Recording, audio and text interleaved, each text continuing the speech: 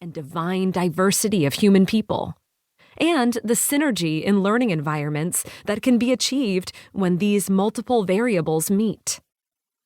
They do so not only by sharing a clear-eyed vision of what literacy instruction can be, but by framing, illustrating, and demonstrating it within and across each of their chapters. We meet the authors in the beginning, from their own literacy histories, their memories of becoming educators, their families, mentors, favorite writers.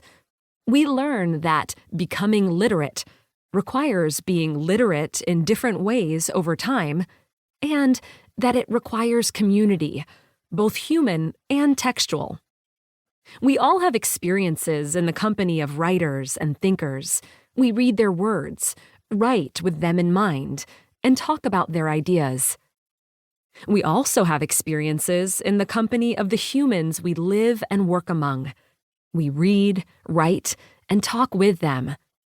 Their influences are part of our development as people in the same way favorite books and authors shape our consciousness, preferences, and ideals. They position us and, at best, remind us of who we are and who we could be.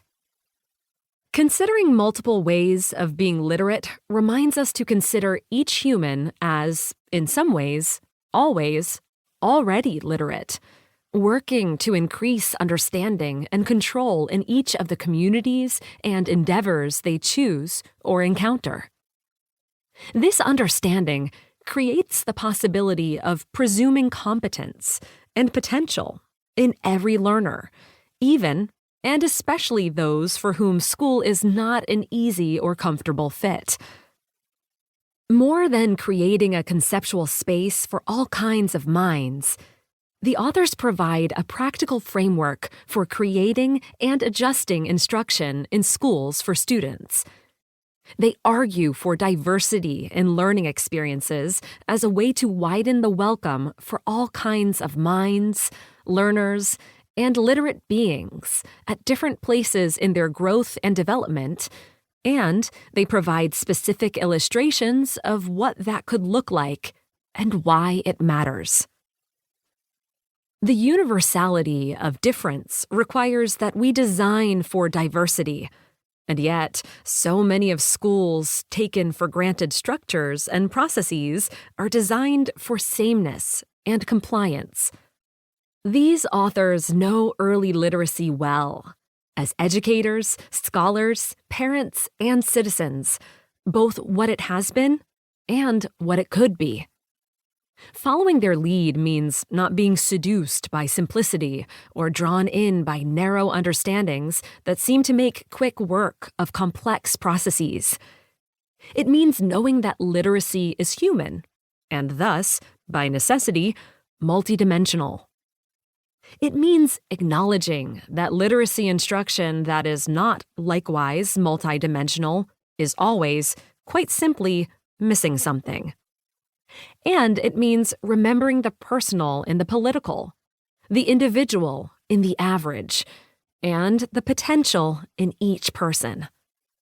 This widens opportunities for those who have traditionally been marginalized and who have struggled in school settings, and also for those whose ways of being and doing school have always been viewed as literate and have always somehow fit.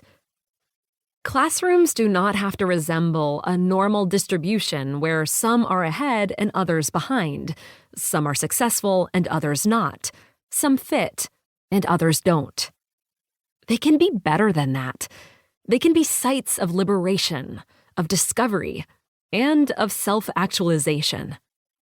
Paugh and Macphee's multidimensional framework unites what cognitive science, cultural studies, and social psychology have offered in isolation as ways of understanding learning and growth, and creates a rising tide of possibility that has the potential to lift all learners, along with their teachers.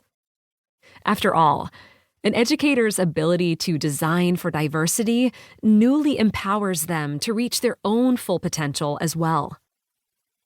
What follows in this book is unlike any other text on teaching.